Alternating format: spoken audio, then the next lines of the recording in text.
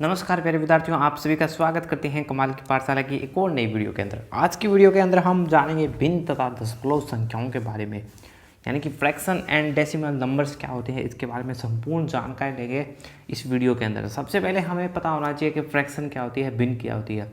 तो भिन्न को जानने के लिए सबसे पहले एक एग्जाम्पल के रूप में लेते हैं। मान लीजिए हमारे पास एक वर्ग का टुकड़ा है।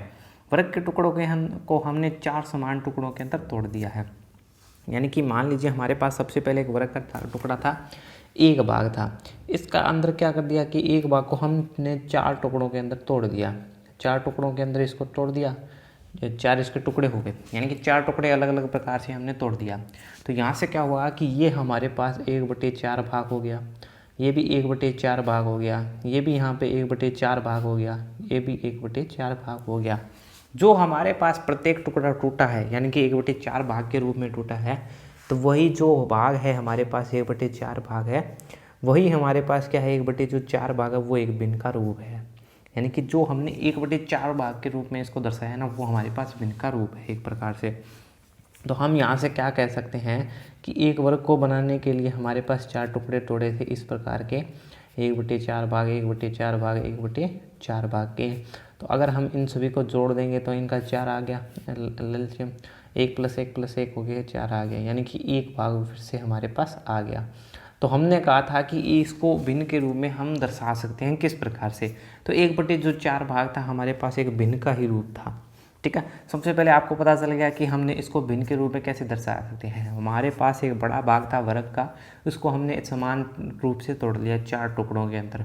4 टुकड़ों को तोड़ दिया तो प्रत्येक टुकड़ा जो है वो 1/4 भाग जो है वर्ग का दर्शा रहा है।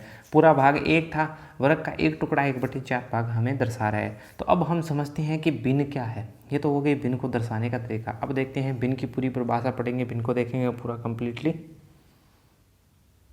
अब देखिए प्यारे विद्यार्थियों, हम समझते हैं भिन्न क्या होती है कि एक संख्या को दूसरी संख्या से भाग देने की प्रक्रिया में जिस संख्या में भाग दिया जाता है उसे हम अंश या भाज्य कहते हैं। यानी कि जिस संख्या के अंदर हम भाग दे रहे हैं उसको हम अंश या भाज्य कहेंगे, तथा जिस संख्या से हम भाग दे रहे हैं उसे हम हर या भाज्य कहें। कहने का अर्थ है कि मान लीजिए हमारे पास a/b के रूप में है, तो ये हमारे पास हो गई अंश, या हमने इसको क्या कहा, भाज्य। और ये जो संख्या है ना b, वो हमारे पास कहलाएगी हर, या इसको हम कहेंगे भाजक। अब कुछ बच्चों को कहेंगे इंग्लिश में क्या कहते हैं, तो मैं इंग्लिश में भी अंश को और हर को लिखूंगा। अब यहाँ पे अंश को इस प्रकार से लिख सकते हैं हम, तो अंश को हम कहते हैं न्यूमरेटर और इसको हर को हम कहते हैं डिनोमिनेटर। ठीक है, ओके प्यारे बच्चों, अब देखिए हमारे पास अगला क्या पद होगा। अगला पद किसके बारे में होगा, तो एक बार चीज़ जानते हैं। तो यहाँ पे ए क्या होगी, सबसे पहले चीज़ के बारे में जानते हैं ए के बारे में। तो यहाँ पे जो ए है वो किसको प्रदर्शित करती है, ए जो संख्या है वो हमारे पास प्रदर्शित करती है एक पूर्ण संख्या को, एक पूर्ण संख्या। पूर्ण संख्या का अर्थ है कि इसमें शून्य भी हमारे पास सम्मिलित है। पूर्ण संख्या में यही कहा था कि जिसके अंदर हमारे पास शून्य भी सम्मिलित हो। और जो b है ना, वो एक प्राकृतिक संख्या को बताती है। प्राकृतिक संख्या का अर्थ हो गया यहाँ पे जो है हमारे पास b का मान शून्य के बराबर नहीं हो सकता है। b जो है वो प्राकृतिक संख्या को बताती है। इसका अर्थ है जो हमारे पास है ना b का मतलब हो गया कि यहाँ पे जो हमारे पास b का मान है वो हमारे पास शून्य नहीं हो सकता है। यानी कि a का मान तो शून्य हो सकता है लेकिन b का मान शून्य नहीं हो सकता। ठीक है प्यारे बच्चों, यानी कि a/b के रूप में लिखा है तो उसको हम लिखेंगे अंश और हर से। यानी कि अंश या कह सकते हैं भाज्य संख्या हो सकती है, या हर या उसको कह सकते हैं कि भाज्य संख्या हो सकती है। कहने का अर्थ है कि मान लीजिए मैंने एक एग्जाम्पल लिया 5/2, 5/2 है, तो यहाँ पे 5 जो है वो बता रही है अंश को, और ये जो है 2 जो है हर को बता रही है। और इस कथन का अर्थ क्या है, यहाँ से जो हमारे पास कथन है वो है कि 5 वस्तुओं, मान लीजिए 5 वस्तुओं को 2 बराबर बराबर भागों में बांटना, बराबर बराबर बांटना। यानी कि बांटने के लिए हो गया, मान लीजिए 5/2 भिन्न है, तो इसका अर्थ हम यहाँ से ले सकते हैं कि हमारे पास मान लीजिए 5 वस्तुएं थी और उनको हमने बटे में 2 लगाया। इसका मतलब है कि उनको हमने 2 बराबर बराबर भागों में बांट दिया है। तो इससे हम यह कह सकते हैं कि हमने उन वस्तुओं को जो है 2 बराबर बराबर भागों में बांट दिया है। तो ये था हमारे पास फ्रैक्शन। यानी कि भिन्न थी। अब इस भिन्न के कुछ गुणधर्म जानते हैं। तो हमारे पास सबसे पहले हमने बात कर ली है कि यहाँ पे b क्या है, एक प्राकृतिक संख्या है। b जो है एक प्राकृतिक संख्या है। तो पहला गुण हमारे पास हो जाएगा क्या, कि हमने कहा है कि ये एक पूर्ण संख्या है। पूर्ण संख्या इसका मतलब है कि अंश का मान क्या हो सकता है हमारे पास, अंश यदि शून्य हो, अगर अंश हमारे पास शून्य हो गया ना तो भिन्न का मान भी क्या हो जाएगा, शून्य हो जाएगा। तो भिन्न का मान भी क्या हो जाएगा, शून्य हो जाएगा, भिन्न भी शून्य हो जाएगी। ठीक है मेरे बच्चों, पहला गुणधर्म ये है कि अगर हमारे पास अंश का मान शून्य है, अंश क्या है हमारे पास, ए पूर्ण संख्या हमने ली है, इसका मान है कि ए का मान जो है वो जो शून्य हो सकता है। अगर अंश का मान शून्य है तो इसका मतलब है कि भिन्न भी हमारे पास क्या होगी, शून्य होगी। अब अगला गुणधर्म देखिए, अगला गुणधर्म है कि यदि हमारे पास यह हर शून्य हो जाए, अगर हमें पास हर शून्य हो जाए, हर हो जाए क्या, शून्य, शून्य हो, यदि हमारे पास हर शून्य हो तो हर के लिए हमने लिया है कि एक प्राकृतिक संख्या होती है। अगर किसी स्थिति में हो गया ना तो वो अनंत हो जाएगी, यानी कि ज्ञात नहीं किया जा सकता। तो भिन्न को हम ज्ञात नहीं कर सकते, ज्ञात नहीं किया जा सकता, अनंत हो जाएगी। ये क्या हो जाएगी हमारे पास प्यारे बच्चों, अनंत हो जाएगा, इसका मान अनंत हो जाएगा, ज्ञात नहीं किया जा सकता है। हम पहले भी कह चुके हैं कि b एक प्राकृतिक संख्या है, इसका मतलब है कि यहाँ पे शून्य हम नहीं ले सकते। अगर शून्य लेते हैं तो इसका मान ये हो जाएगा। अंश व हर को हम समान संख्या से गुणा भी कर सकते हैं, और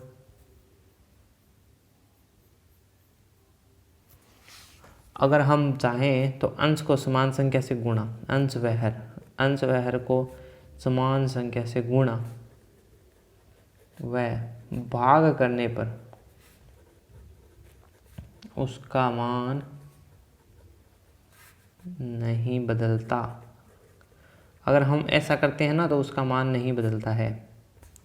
ठीक है प्यारे बच्चों, देखिए अगर हम क्या करें हैं कि अंश और हर के रूप में हमारे पास एक भिन्न दी गई है, अगर हम उसमें क्या करें, समान संख्या से उसको मल्टीप्लाई कर दें, चाहे हम उसको समान संख्या से भाग दे दें, पर दोनों स्थितियों में समान संख्या होनी चाहिए। अगर गुणा कर रहे हैं तो भी समान संख्या होनी चाहिए, और भाग कर रहे हैं तो भी समान संख्या होनी चाहिए। मैं आशा करता हूँ यहाँ तक किसी बच्चे को कोई भी समस्या नहीं है। तो हम बढ़ेंगे अब अगले टॉपिक की ओर, जो है हमारे पास भिन्नों का वर्गीकरण किस प्रकार से किया गया है। तो प्यारे बच्चों, भिन्नों का वर्गीकरण किस प्रकार से हम कर सकते हैं। तो सबसे पहले है हमारे पास है साधारण भिन्न। साधारण भिन्न किसको कहेंगे हम, तो देखिए प्यारे बच्चों, साधारण भिन्न ऐसी भिन्न होगी, देखिए साधारण भिन्न के रूप में हम ले सकते हैं कोई भी जैसे भिन्न हो हमारे पास, चाहे वो हमारे पास हो 4/3 हो, 4/5 हो, 3/13 हो, इस प्रकार के भिन्न हो हमारे पास, चाहे 6/13 हो। यदि इस प्रकार के हमारे पास भिन्न आती है ना, तो जैसी भिन्न को साधारण भिन्न कहते हैं। तो ये हमारे पास होगी साधारण भिन्न। ठीक है प्यारे बच्चों, साधारण भिन्न हो जाएगी हमारे पास। इसके अलावा दूसरी है हमारे पास दशमलव भिन्न।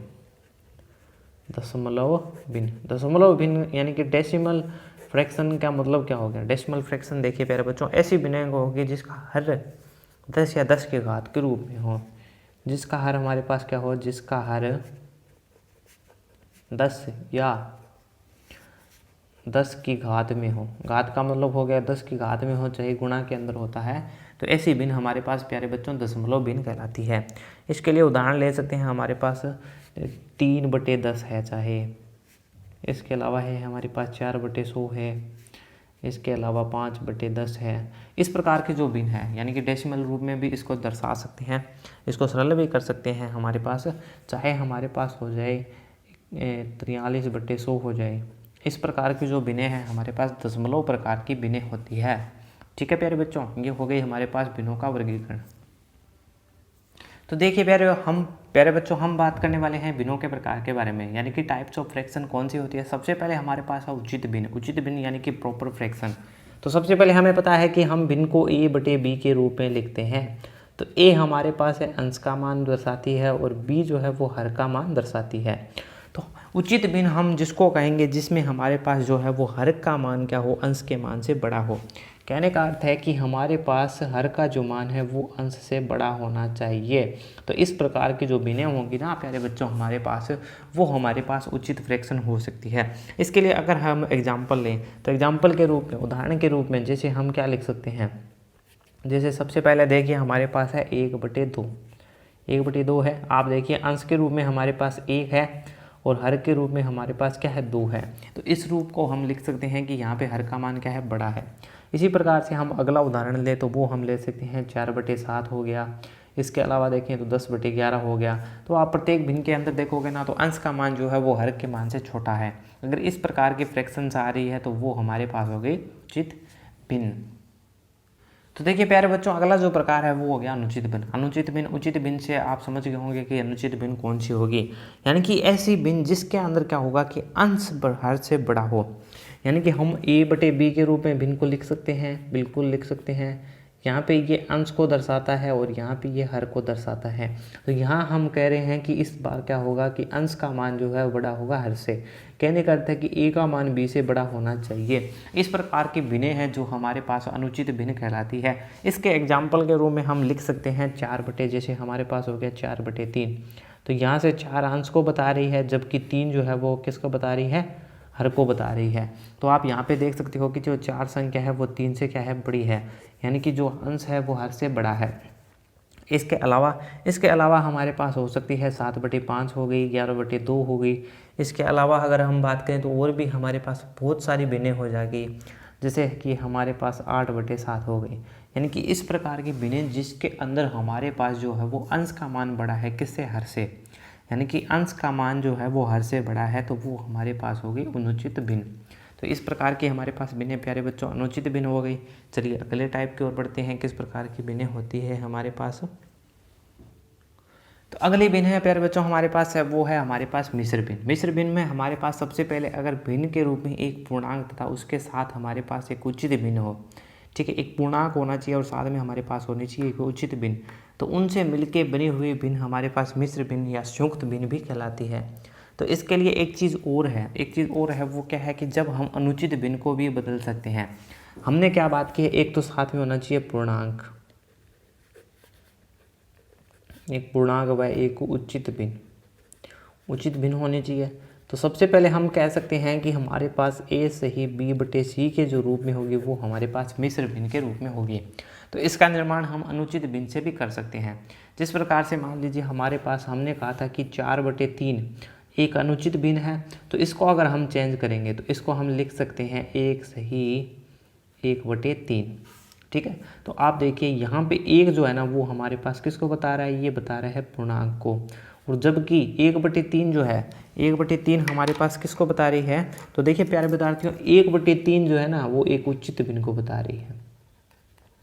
ये है किसको बता रही है, उचित भिन्न को बता रही है। तो देख लिया ना आपने कि मिश्र भिन्न कौन सी भिन्न हो कि ऐसी भिन्न जिसमें एक पूर्णांक और एक उचित भिन्न हो, इनसे मिलके एक बनती है संयुक्त भिन्न। और ये अनुचित भिन्न को अगर हम इस प्रकार से लिख सकते हैं, अनुचित भिन्न से मिलके बनी है। फिर से आप देख सकते हो कि अगर इसकी बात करूँ मैं, यानी कि 7/5 क्या है हमारे पास एक अनुचित भिन्न है। अनुचित भिन्न है ना, तो इसको अगर हम मिश्र भिन्न के रूप में किस प्रकार से बदलेंगे, तो 1 सही 2/5, 1 सही 2/5 के रूप में है। अब एक तो है हमारे पास पूर्णांक, एक क्या है, एक पूर्णांक है, जबकि 2/5 क्या है, एक उचित भिन्न है। उचित भिन्न है ना, आप देख सकते हो ना कि उचित भिन्न क्यों होगी, क्योंकि आप देख सकते हो कि इसमें जो है वो हर का मान किससे बड़ा है, अंश से बड़ा है। तो इसके कारण ये हो गई हमारे पास उचित भिन्न। तो इस रूप में हम लिख सकते हैं। तो हमें एक चीज़ नई चीज़ देखने को मिली कि मिश्र भिन्न जो है वो अनुचित भिन्न से ही बनती है और उसके अंदर उचित भिन्न भी आ जाती है। ठीक है प्यारे बच्चों, तो ये अब मिश्र भिन्न हो गई। तो अगले प्रकार को हम पढ़ते हैं। अब देखिए प्यारे बच्चों, अगला हमारे पास है व्युत्क्रम भिन्न। व्युत्क्रम भिन्न कौन सी भिन्न होगी, जब हम अंश व हर को परस्पर में बदल दें। कहने का अर्थ है कि जब हम अंश व हर, यानी कि हमारे पास अंश और हर जो है उनको आपस में बदल दें, तो हमारे पास जो भिन्न प्राप्त होगी ना वो अनुचित भिन्न प्राप्त होगी। कहने का अर्थ समझिए प्यारे बच्चों कि हमारे पास कोई भिन्न है, उसके अंश और हर को हमने आपस में बदल दिया है, तो हमारे पास उसमें बदल के दूसरी भिन्न प्राप्त होगी, उसको हम व्युत्क्रम भिन्न कह देंगे। जिस प्रकार से हम कह सकते हैं कि हमारे पास एक भिन्न थी 5/2 थी। दूसरी चीज़ हम देख सकते हैं कि इसके अंदर जो है वो अंश का मान क्या है, अंश का मान हर से बड़ा है। इसका मतलब ये क्या है, एक अनुचित भिन्न है। अनुचित भिन्न है ना, एक संबंध और निकलेगा यहाँ से, इसलिए कह रहा हूँ मैं अनुचित भिन्न है। अब हमने कहा है कि अंश और हर को आपस में बदल दीजिए। ये हमारे पास पहली भिन्न थी, यानी कि ये थी पहली भिन्न। अब हमने क्या किया प्यारे बच्चों, अंश व हर को आपस में बदल दिया। यानी कि यहाँ पे अंश का मान था 5, तो हमने आपस में जब इसको बदला तो ये बच गया 2/5 के रूप में। 2/5 के रूप में बन गया, तो ये हमारे पास हो गई 5/2 की व्यतिक्रम भिन्न। व्यतिक्रम भिन्न हो गई, पहला संबंध ये निकल गया। अब दूसरा संबंध देखिए कि यहाँ पे हर का जो मान है वो अंश से क्या है, बड़ा है। अंश से बड़ा है, इसका मतलब क्या है हमारे पास कि हर का मान अगर अंश से बड़ा है तो ये हमारे पास है उचित भिन्न। उचित भिन्न, और ये हमारे पास है दूसरी भिन्न। ये हम कह सकते हैं कि व्यतिक्रम भिन्न में जब हम किसी वस्तु को यानी कि भिन्न को बदलेंगे तो वह अगर उचित भिन्न है तो वह अनुचित हो जाएगी, अगर वह अनुचित भिन्न है तो वो उचित हो जाएगी। यानी कि अगर सबसे पहले हमारे पास अनुचित भिन्न थी तो वो उचित भिन्न में बदल गई। अगर इसके अलावा अगर हमारे पास उचित भिन्न होती, अगर हमारे पास उचित भिन्न होती, कहने का अर्थ है कि मान लीजिए हमारे पास थी 7/9, ये हमारे पास उचित भिन्न है। अगर इसका हम व्युत्क्रम निकाल देना तो ये 9/7 हो जाती। यानी कि ये यहाँ पे जब उचित भिन्न थी तो यहाँ से ये बदल के हो गई हमारे पास अनुचित भिन्न। ठीक है प्यारे बच्चों, अब आप समझ के होंगे कि व्यतिक्रम भिन्न में क्या होगा। हमारे पास व्यतिक्रम भिन्न में सबसे पहले अंश व हर आपस में बदल जाएंगे। अगर वो सबसे पहले अनुचित भिन्न थी तो वो उचित भिन्न बन जाएगी, अगर वो उचित भिन्न है तो वो अनुचित भिन्न बन जाएगी। ठीक है प्यारे बच्चों।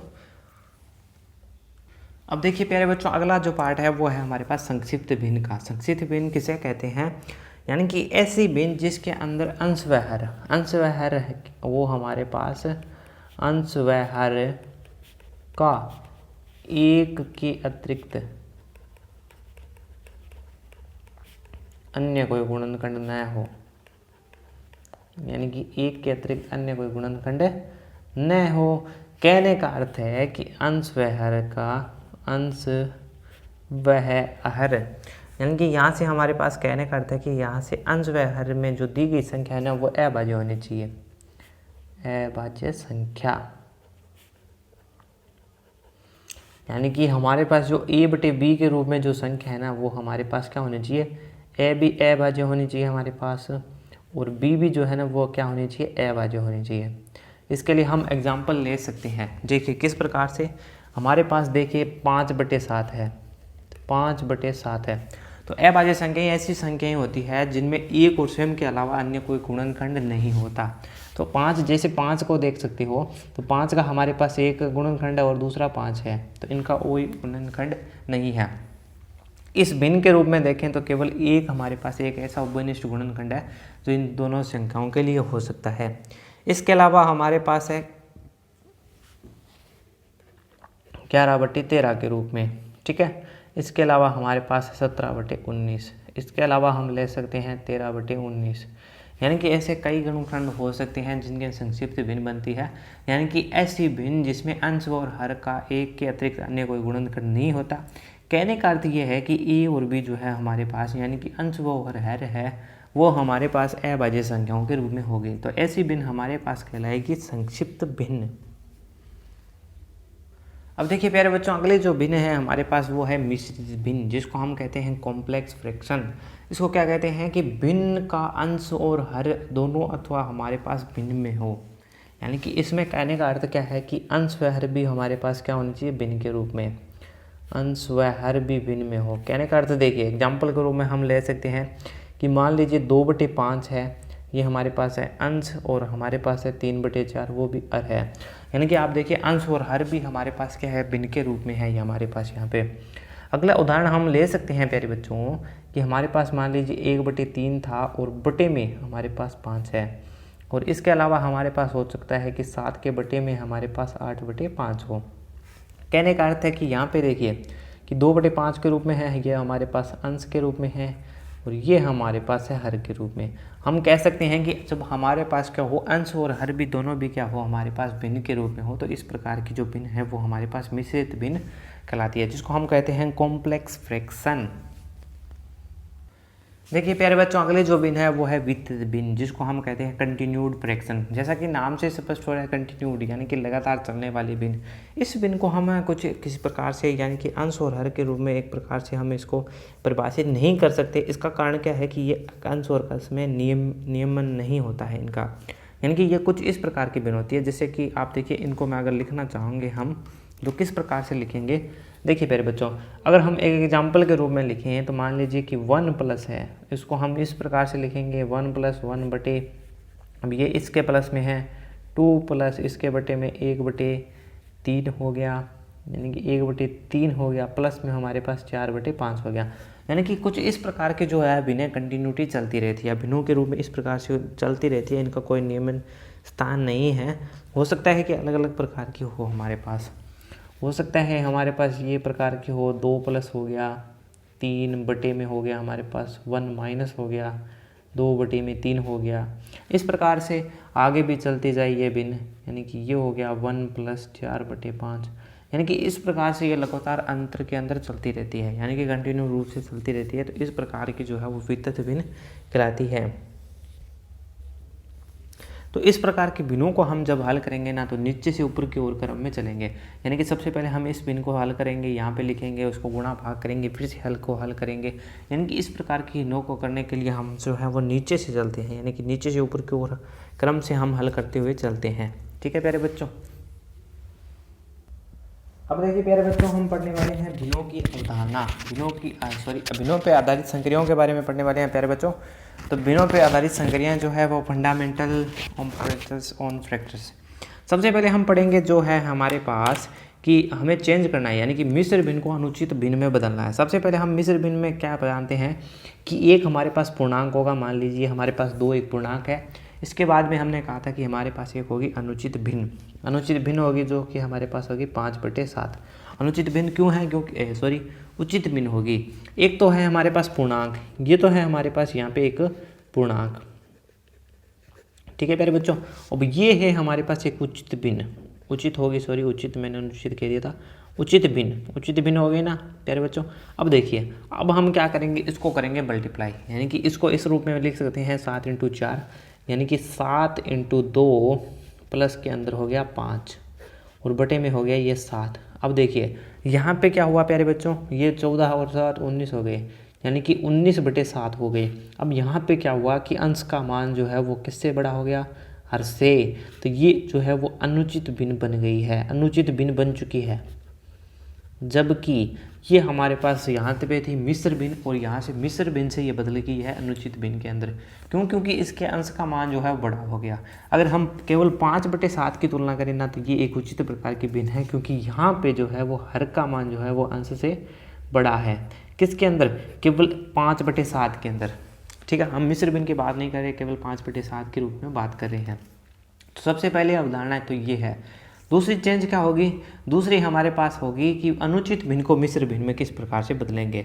दूसरी चीज़ ये होगी हमारे पास अनुचित भिन्न को मिश्र भिन्न में किस प्रकार से बदलेंगे। देखिए प्यारे बच्चों, अगले जो है हमारे पास है वो है अनुचित भिन्न, जिसको हम मिश्र भिन्न के रूप में किस प्रकार से बदल सकते हैं। तो सबसे पहले हम जानते हैं कि अनुचित भिन्न कौन सी होती है। ऐसी भिन्न जिसके अंदर हमारे पास अंश का जो मान है वो ना किससे बड़ा हो, हर से। तो इस प्रकार की जो भिन्नें होती है ना, वो हमारे पास होती है अनुचित भिन्नें। अब मैंने भाज्य, भाजक और भागफल क्यों लिखा है? क्योंकि इस चीज़ को ही हम काम में लेने वाले हैं। जब हम अनुचित भिन्न को उचित भिन्न मिश्र भिन्न के रूप में बदलेंगे तो ये कुछ इस प्रकार से बदलेगी, यानी कि ये हमारे पास बदलेगी भागफल, और यहाँ पे हमारे पास अंश में आ जाएगा शेषफल, जिसको हम रिमाइंडर कहते हैं शेषफल को, और बटे में हमारे पास आ जाएगा भाजक। ठीक है प्यारे बच्चों, इस प्रकार से ये बन जाएगी हमारे पास एक संख्या। जिस प्रकार से आप देख सकते हो कि मान लीजिए हमने क्या किया है कि 17/8 लिखा है, 17/8 लिखा है, तो मैंने कुछ इस प्रकार से इसको लिख दिया है, यानी कि 17, जिसको हमने भाग किससे दिया है, 8 से भाग दिया है हमने इसको। तो देखिए 8 से भाग दिया तो ये गया 2 पे, यानी कि 16 आ चुका है, और शेषफल कितना बच गया, 1। तो ये है हमारे पास क्या, शेषफल। तो ये है हमारे पास एक शेषफल। इसके बाद में ये बात करें हम, तो भाजक क्या था हमारे पास, 8 था। भाजक क्या था प्यारे बच्चों, हमारे पास 8 था। भाज्य हमारे पास है 2, जिसे हमने डिवाइडेड हुए हैं। डिवीज़र है, इस प्रकार से हमारे पास आ चुका है। यानी कि ये चीज़ आ चुकी है हमारे पास। इसको हम किस प्रकार से लिख सकते हैं प्यारे बच्चों? तो इसको लिखते हैं 2 सही 1/8 के रूप में। अब आप देखिए, ये हमारे पास सबसे पहले क्या थी? एक अनुचित भिन्न थी। अनुचित भिन्न थी, ये है हमारे पास एक अनुचित भिन्न। ठीक है प्यारे बच्चों। अब यहाँ पे क्या होगी? ये हमारे पास एक पूर्णांक और ये हमारे पास एक उचित भिन्न। उचित भिन्न यानी कि एक मिश्र भिन्न के रूप में ये बदल चुका है, और मिश्र भिन्न के रूप में बदल चुका है तो हमारे पास एक पूर्णांक होगा और एक होगी उचित भिन्न। क्यों? क्योंकि इसमें अंश और हर में देख लीजिए, हमारे पास अंश का मान है 1 और हर का मान है 8। इसका मतलब है कि यहाँ पे जो हर है ना वो अंश से बड़ा है, तो इसके कारण ये क्या है? एक उचित प्रकार की भिन्न है। यानी कि सबसे पहले हमें पता था कि मिश्र भिन्न का जो निर्माण होता है ना वो एक पूर्णांक और साथ में एक उचित भिन्न के द्वारा ही होता है। तो अनुचित भिन्न को हम क्या कर सकते हैं? मिश्र भिन्न के रूप में बदल सकते हैं प्यारे बच्चों। तो ये हमारे पास हो गई भिन्नों के पे आधारित संक्रियाएं। अब हम क्या करेंगे? अब हम करने वाले हैं भिन्नों की तुलना, यानी कि भिन्नों की तुलना करेंगे। अब देखिए प्यारे बच्चों, हम क्या करने वाले हैं? भिन्नों की तुलना। सबसे पहले हम उस भिन्न की तुलना करेंगे जिसमें हर का मान समान हो और वो साथ में होनी चाहिए उचित भिन्न। उचित भिन्न का अर्थ क्या हो गया? एक प्रॉपर फ्रैक्शन वो फ्रैक्शन होगी जिसमें हर का मान क्या होगा? अंश के मान से होगा बड़ा। ठीक है प्यारे बच्चों, यानी कि किसी भी उचित भिन्न के एक हर समान हो, समान हर होने चाहिए और अंश से बड़े होने चाहिए। अंश से बड़े होगा, सबसे बड़ी भिन्न होगी।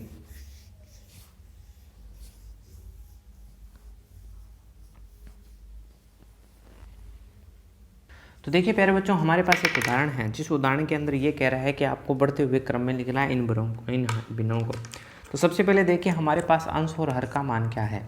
तो यहाँ पे अगर हम देखें तो अंश का मान हमारे पास बदल रहा है, यानी कि अंश का मान हो रहा है हमारे पास 1, 3 और 4।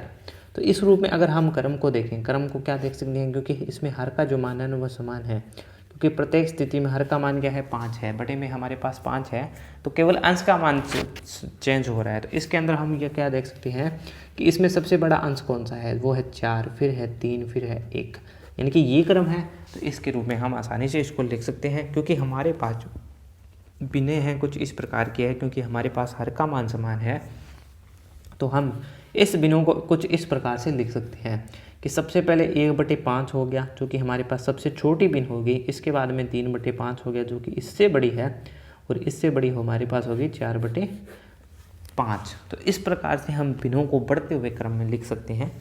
आराम से हमें पता चल सकता है कि बड़ी भिन्न कौन सी हो। अगर मान लीजिए अगली जो भिन्न है वो हमारे पास क्या हो? इसमें समान हर थे। अगर हम कह दें कि दूसरी असमान हर हो, असमान हर हो, यानी कि हरों का मान समान नहीं है, और इस स्थिति में हमारे पास अब की बार हमने क्या कह दिया है कि मान लीजिए हमारे पास जो अंश है ना उसका मान जो है वो समान है, लेकिन हरों का मान समान नहीं है। जिस प्रकार से 4/3 है, 4/5 है हमारे पास, 4/7 है हमारे पास, और 4/9 है, यानी कि कुछ इस प्रकार की है हमारे पास संख्याएं हैं। इस प्रकार की मान लीजिए संख्याएं हैं। अब यहाँ पे क्या हो रहा है हमारे पास प्यारे बच्चों? अंश का मान तो है समान, सभी के अंदर क्या है? समान है, और हर का मान क्या है? असमान। यानी कि अब आप देखिए प्रत्येक भिन्न के अंदर क्या हो रहा है? प्रत्येक भिन्न के अंदर अगर हम देखें तो अंश का मान तो आ रहा है हमारे पास समान, लेकिन हर का मान क्या हो रहा है? प्रत्येक स्थिति में अलग अलग आ रहा है। तो अब हम क्या करेंगे कि दी गई भिन्नों में सबसे छोटा हर किसका है? तो सबसे छोटा हमारे पास 9 है, और सबसे बड़ा हर कौन सा है? तो सबसे बड़ा हर हमारे पास क्या है? सबसे छोटा हर, सबसे छोटा हर वो क्या है हमारे पास? 3 है। इसके अलावा सबसे बड़ा हर कौन सा है? सबसे बड़ा हर वो है हमारे पास 11। तो अब हम यहाँ से क्या तुलना कर सकते हैं? तो यहाँ से हम ये तुलना कर सकते हैं कि सबसे छोटी जो भिन्न है, सबसे छोटी भिन्न हमारे पास कौन सी हो जाएगी? तो यहाँ से हम तुलना कर सकते हैं कि सबसे छोटी भिन्न जो होगी, सबसे छोटी भिन्न वो होगी जिसमें हमारे पास हर का मान बड़ा है, यानी कि 4/11।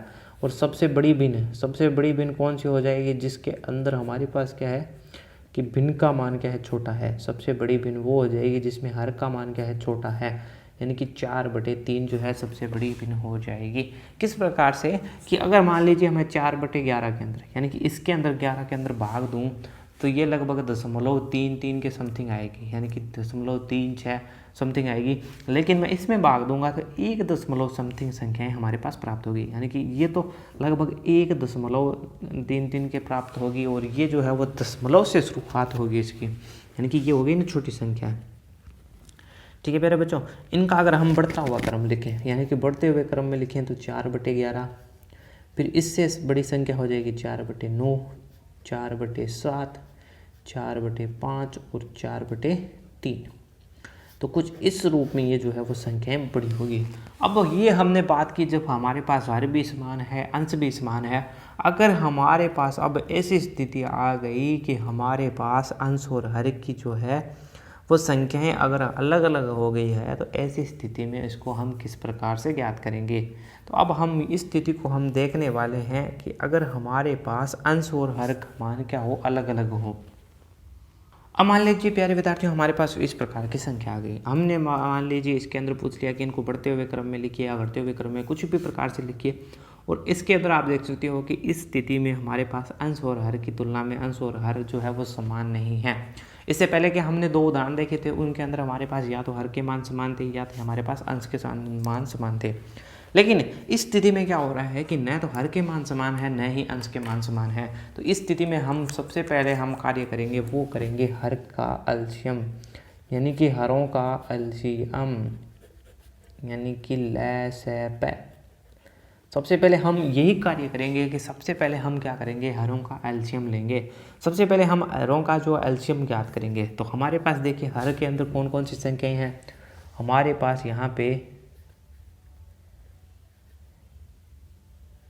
3, 4 और 6 संख्याएं हैं। इनका हमने एलसीएम ले लिया, यानी कि 3 हो गई, 4 हो गई और 6 हो गई। तो सबसे पहले 2 पे गया, यानी कि 3 आ गए, 2 आ गई और 3 आ गई। तो फिर से 2 पे गया, 3 आ गई, 2 आ गई, सॉरी 1 आ गई, 3 आ गई। फिर से ये 3 पे गया, यानी कि 1 1 1। तो यहाँ से देखिए ये क्या हो रही है, 4 3 12, यानी कि इसका जो एलसीएम है वो आ गया हमारे पास 12।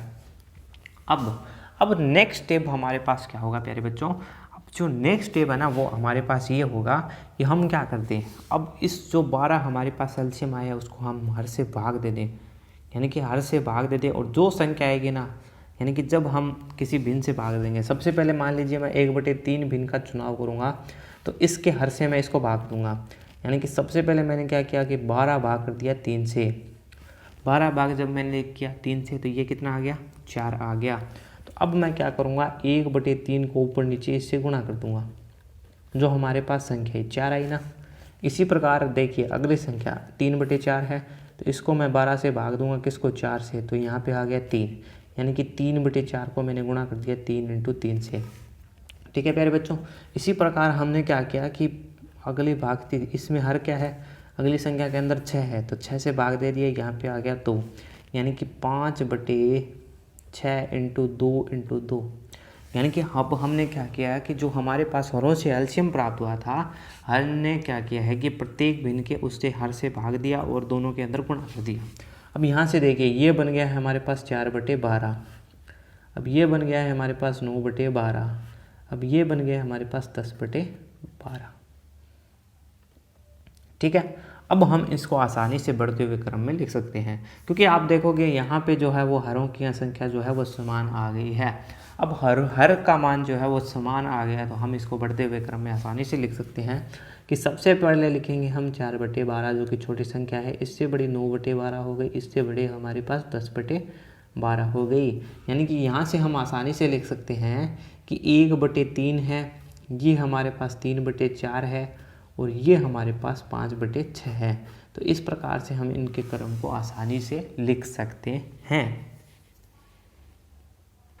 तो प्यारे बच्चों, अब हमारे पास अगला टॉपिक है, वो है भिन्नों के योग के बारे में। अब हम कुछ गुण देखेंगे जिसके अंदर हम भिन्नों को योग करना, गुणा करना, भाग घटाओ, जोड़, इस प्रकार की संरचनाओं के बारे में सीखेंगे। तो सबसे पहले हम सीखते हैं कि भिन्नों का योग किस प्रकार से कर सकते हैं, एडिशन ऑफ फ्रैक्शन किस प्रकार से हम कर सकते हैं। तो इसके लिए एक चीज़ का हम बार बार चीज़ का दोहराएंगे। तो सबसे पहले हम लिखेंगे ऊपर की जो संख्याएं हैं वो कुछ इस प्रकार की होगी। सबसे पहले हम लिखेंगे हरों का लैस है, तो सबसे पहले हम लैस है यानी कि एलसीएम निकालेंगे हरों का, और उसके अंदर भाग दे देंगे भिन्न के हर का। उसके अंदर किसका भाग देंगे? भिन्न के हर का। और भाग देने के बाद इसके बाद में हम इसको कर देंगे भिन्न के अंश से गुणा। भिन्न के अंश से गुणा, ठीक है। फिर से हम इसमें जोड़ का निशान लगा देंगे। ये प्रक्रिया जो है वो बार बार चलती जाएगी, और तब तक चलती जाएगी जब तक हमारे पास इसका मान नहीं आ जाएगा। और बटे के अंदर यानी कि इस प्रकार से ये चल रही है, और बटे के अंदर हमारे पास क्या होगा? हर का एलसीएम यानी कि हरों का लैस है, हरों का लैस है पे यानी कि एलसीएम, ठीक है। इसको एक एग्जाम्पल के रूप में समझते हैं। यहाँ पे हमारे पास कई हर हैं, ठीक है। इसको एक एग्जाम्पल के रूप में समझते हैं कि मान लीजिए कि हमारे पास एक संख्या थी जो कि थी 1/2 प्लस 3/4 प्लस 5/6। कुछ इस प्रकार की संख्या थी और हमें करना है इसका योग। तो सबसे पहले हमने कहा है कि हरों का हमें निकालना होगा एलसीएम। 2, 4, 6 का जैसे ही हम एलसीएम निकालेंगे तो हमारे पास इसका एलसीएम आएगा, वो आएगा 12, ठीक है। आप करके देखना चाहो तो करके भी देख सकते हो कि मान लीजिए हम इसका एलसीएम निकालेंगे किस प्रकार से कि मैंने 2 ले लिया, 4 ले लिया और 6 ले लिया। तो सबसे पहले 2 से किया 1, 2, 3, फिर से मैंने 2 से किया 1, 1, 3, फिर से हम 3 से किया 1, 1, 1, ठीक है। यानी कि 4, 3, 12 हो गए। तो अब देखिए यहाँ पे क्या हो रहा है। सबसे पहले हमारे पास आ चुका है एलसीएम 12। अब हमने कहा था कि हरों का लैस है, तो हरों का लैस है कितना है? 12, भाग लगा दिया। अब हमारे पास भिन्न का हर क्या है? यहाँ पे भिन्न का हर क्या है? 2 से भिन्न कर दिया, गुणा अंश का गुणा यानी कि अंश हमारे पास 1 है। अगली संख्या के लिए देखिए कि हरों का लैस है क्या है? 4, फिर से भाग का चिन्ह है और यहाँ पे हमारे पास हर है 4, तो 4 से भाग दे दिया, गुणा किससे करेंगे? अंश से गुणा कर दिया। प्लस का चिन्ह है, फिर से हमारे पास यही चीज़ होगी कि 12/6 गुणा 5, 6 हो गया है प्यारे बच्चों। अब देखिए, अब हमने इसको भाग दिया था किससे कि 12/2 यानी कि 6 आ गया, 6 प्लस के अंदर। अब देखिए 12/4 यानी कितना आ गया? ये आ गया हमारे पास 3, 3 × 3 हो गया 9, प्लस के अंदर ये हो गया 2 × 5 10, हो गया ना इतना 10, और बटे में कितना है हमारे पास? 12। अब सभी संख्याओं को जोड़ दीजिए तो ये हमारे पास कितना आ गया? 25/12, 25/12। अब ये हमारे पास एक अनुचित भिन्न है, एक प्रकार के अनुचित भिन्न है, जिसको अगर हम मिश्र भिन्न के रूप में बदलना चाहें तो आसानी से बदल सकते हैं।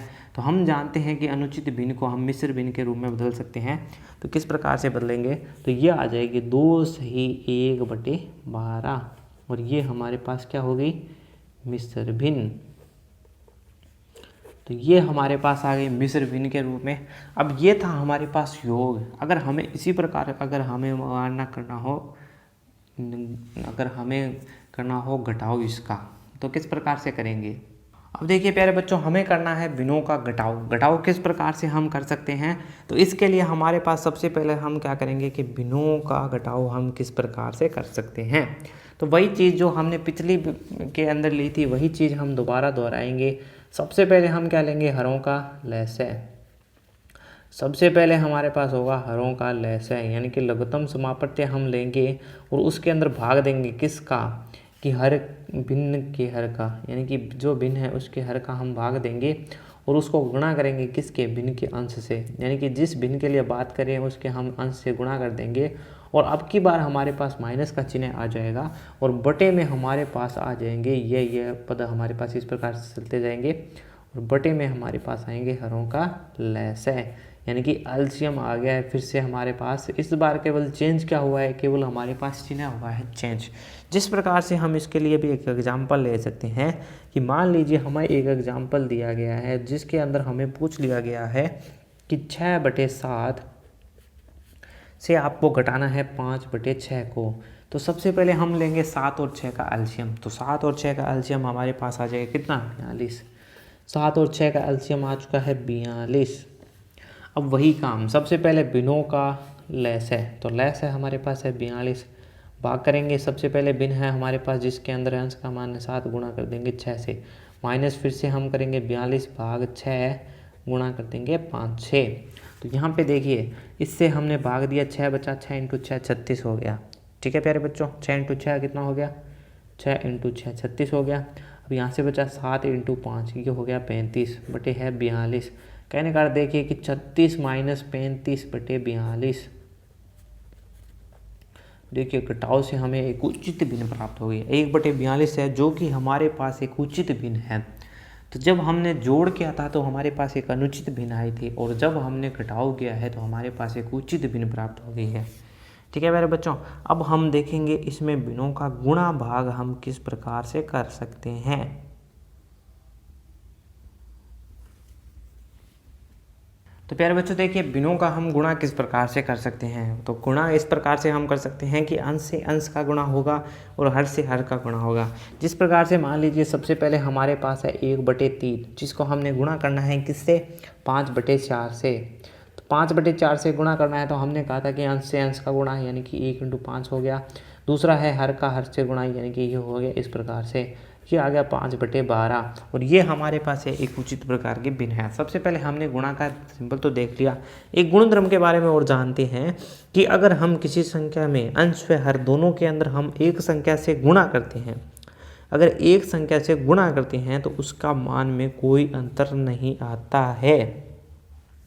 कहने का अर्थ देखिए प्यारे बच्चों, हम क्या करेंगे 1/2, 1/2 है हमारे पास, इसको हमने 2/2 से गुणा कर दिया, यानी कि अंश में समान संख्या से गुणा किया है, हर में भी हमने समान संख्या से गुणा किया है, तो इसका मान आ गया 2/4।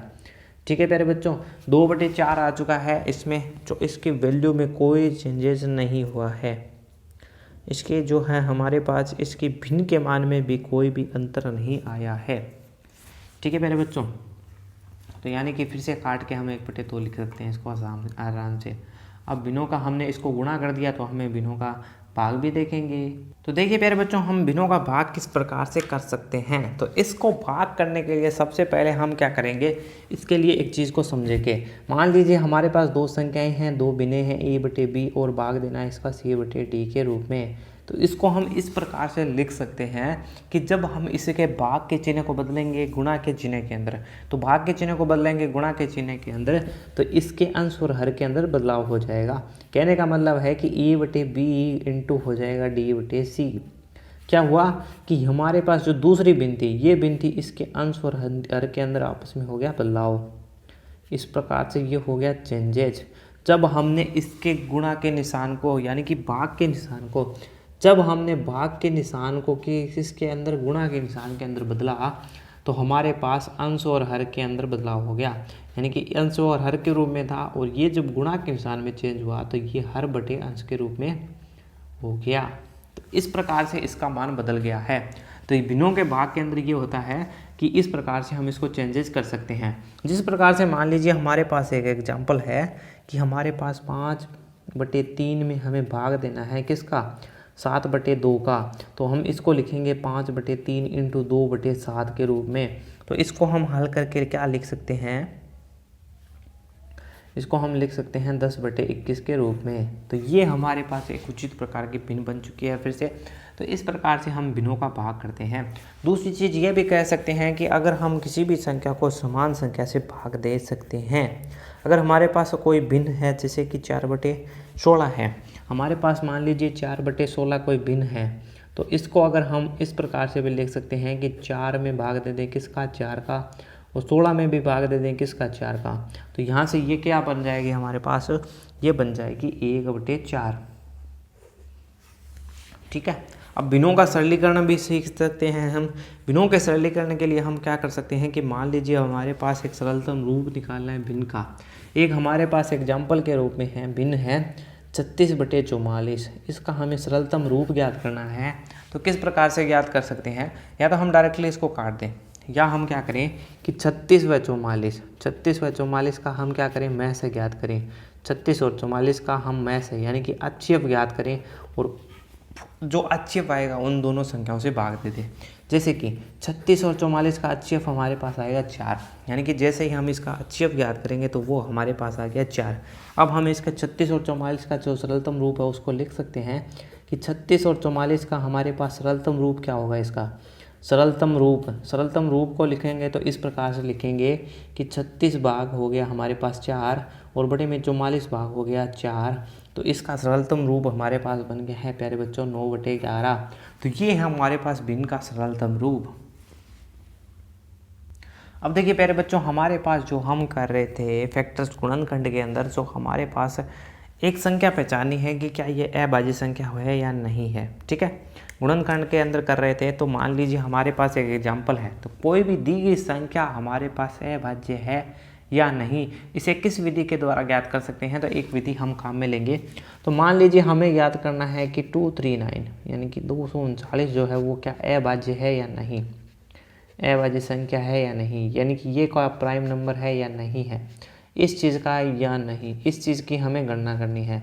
क्या ये है या नहीं है, इस चीज़ की हम किस प्रकार से गणना कर सकते हैं। तो देखिए प्यारे बच्चों, सबसे पहले हम क्या करेंगे, इसका हम वर्ग निकालेंगे। तो ऐसी दो संख्याएं लेंगे जिनका वर्ग इसके मध्य हो या उसके बराबर हो, यानी कि हम एक ऐसी संख्या को चुनाव करेंगे जिसका वर्ग या तो समान होना चाहिए या छोटा होना चाहिए। ठीक है, तो हम कह सकते हैं कि जो संख्या हमारे पास 239 है, यानी कि संख्या हमारे पास जो है जो 239 है उसका वर्ग जो है वो 15 के स्क्वायर व 16 के स्क्वायर के मध्य है। ठीक है, इसका मान जो है हमारे पास 15 की होल स्क्वायर और 16 के होल स्क्वायर के क्या है, मध्य है, बीच में है।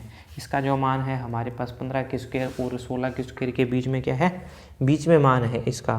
तो हम कह सकते हैं कि वर्ग से बड़ा है, यानी कि जिसका वर्ग जो है 239 से बड़ा है। हमारे पास कहने का अर्थ है कि 16 के स्क्वायर, यानी कि 16 के स्क्वायर वर्ग किसके बराबर होता है, 16 के स्क्वायर का वर्ग होता है 256। तो ये बड़ा है, इसका मतलब है कि हमारे पास कि 16 के स्क्वायर का जो मान है वो बड़ा है किससे, 239 से। ठीक है, तो हमने क्या कहेंगे अब यहाँ पे कि हम क्या कह सकते हैं यहाँ पे प्यारे बच्चों, देखिए कि हम कह सकते हैं कि 16 से छोटी अभाज्य संख्याएं कौन सी हो सकती है। अब यहाँ से हम क्या करेंगे कि ये चीज़ निकालनी थी, तो हम कहेंगे कि 16 से छोटी अभाज्य संख्याएं, 16 से छोटी अभाज्य संख्याएं। अब आपके मन में एक सवाल उठ रहा होगा कि आखिर अभाज्य संख्याएं कैसे कैसे हैं। ऐसे तो हमने काफ़ी सारी संख्याओं के बारे में कर चुके हैं, फिर भी अगर आपके मन में एक ऐसा सवाल उठता है कि अभाज्य संख्याएं किसे कहते हैं, तो हम बार बार देख चुके हैं कि ऐसी संख्याएं जिनका एक व स्वयं के अलावा अन्य कोई गुणनखंड न हो, यानी कि एक और स्वयं के अलावा अन्य कोई गुणनखंड न हो, तो ऐसी संख्याएं हमारे पास अभाज्य संख्या कहलाती है। तो सबसे पहले हमारे पास अभाज्य संख्या है वो है 2, इसके बाद में है 3, 4 हमारे पास एक भाज्य संख्या है, इसके बाद में है हमारे पास 5, 7, 11, 13, यानी कि ये है 16 से छोटी अभाज्य संख्याएं। तो ये हमारे पास होगी 16 से छोटी अभाज्य संख्याएं। अब हम प्रत्येक संख्या से इसको भाग देके देखेंगे, क्या 2 का भाग जाता है, इसमें नहीं जाता, 3 का भाग भी नहीं जाता, यानी कि प्रत्येक संख्या से जब हमने इसको विभाजित करने की कोशिश की तो इसके में भाग नहीं गया, यानी कि 239 जो है 239 जो है इनमें से कोई भी संख्या ऐसी नहीं है जिसमें से भाग जाए, यानी कि भाज्य नहीं है, भाज्य नहीं है। किन से, इन संख्याओं से जो है वो 239 भाज्य संख्या नहीं है। इसका अर्थ क्या है कि यानी कि इन संख्याओं से इसका गुणनखंड नहीं हो सकता है। कि कहने का अर्थ है कि 239 जो है ना हमारे पास, कि 239 जो है हमारे पास एक अभाज्य संख्या है, अभाज्य संख्या है।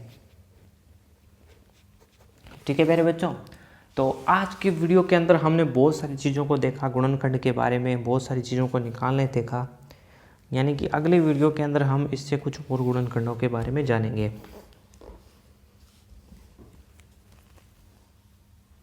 तो प्यारे विद्यार्थियों, इस भाग के अंदर हमने बहुत कुछ चीज़ों के बारे में सीखा और जाना। आज की जो वीडियोस थी हमारी थी भिन्न और भिन्नों पे आधारित संक्रियाओं के बारे में था। भिन्न और दशमलव संख्याएं कौन सी होती है, इससे हमने शुरुआत की थी। तो सबसे पहले हमने जिसने यानी कि भिन्न के सभी प्रकारों के बारे में जान लिया है। अब रह जाती है हमारे पास दशमलव संख्याएं कौन सी होती है, कि डेसिमल नंबर्स कौन सी संख्याएं होती है, इसके बारे में हम अगली वीडियो के बारे में चर्चा करेंगे। ठीक है प्यारे विद्यार्थियों, तो आज की वीडियो में हम संपूर्ण रूप से जो जानकारी थी वो भिन्नों के बारे में ली। सबसे पहले जब हमने शुरुआत की थी तो हमने भिन्नों के बारे में देखा था कि सबसे पहले हमने पार्ट की शुरुआत की थी कि भिन्न किसे कहते हैं, यानी कि सबसे पहले हमने जानने की कोशिश की भिन्न, यानी कि टुकड़ों में तोड़ के देखा भिन्न का। इसके बाद में हमने देखा कि भिन्न किसे कहते हैं। इसके हमने बाद में भिन्नों का वर्गीकरण किया, किस प्रकार से हम लिख सकते हैं, भिन्नों का योग किस प्रकार से कर सकते हैं, गुणन किस प्रकार से कर सकते हैं, जोड़ घटाव सभी प्रकार के देखा। और इसके बाद में हमने देखा कि हमारे पास अगर समान प्रकार के हर हो, अगर हमारे पास एक भिन्न है और इनमें भिन्नों की संख्याओं के अंदर हर के मान समान है या अंश के मान समान है तो क्या हो सकता है। अगर हमारे पास भिन्न भिन्न प्रकार के भिन्ने हैं यानी कि जिनमें अंश और हर का मान अलग अलग है तो उन भिन्नों को हम व्युत्क्रम के अवयव में यानी कि बढ़ते हुए क्रम में किस प्रकार से लिख सकते हैं, या कोई भी दी गई संख्या से अभाज्य संख्या है या नहीं किस प्रकार से ज्ञात कर सकते हैं। तो ये था हमारे पास भिन्न का प्रकार। हमने पूरी की पूरी जानकारी ली है, गहराई से जानने की कोशिश की है।